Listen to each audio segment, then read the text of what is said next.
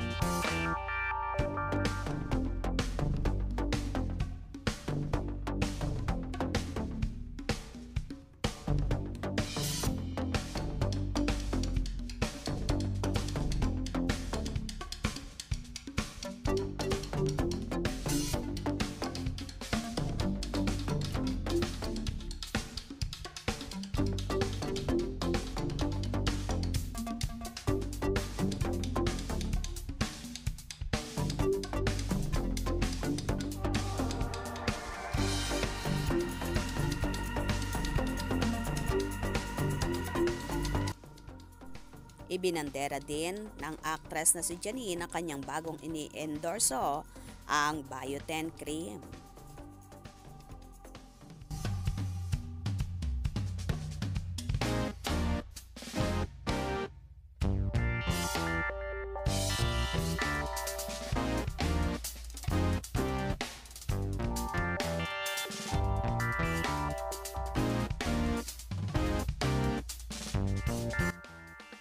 While si Paolo Avellino naman bukod sa pag-gym ay busy rin sa kanyang taping ng ikalawang serye with Kim Chiu, ang What's Wrong with Secretary Kim. Namigay nga ng bulaklak si Paolo sa mismong set at kahit ang kanyang leading lady na si Kim ay nakatanggap din ng bulaklak mula sa aktor. Ikinatuwa naman ito ng lahat ng nandun pati na rin ni Kim kung saan may mensahe pa si Paolo kay Chinita Princess. Okay lang walang boyfriend. May flowers ka naman. Prampi.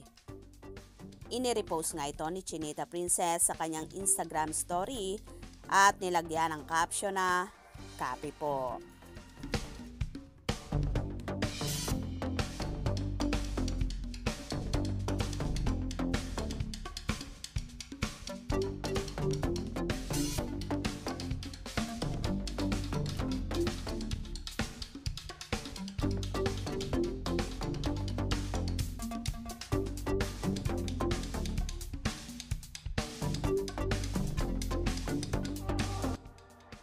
So eto na nga guys ang pinaka-latest na kaganapan sa Paunin. Mga kascoop, anong inyong magiging reaction sa bidyong ito? Comment below.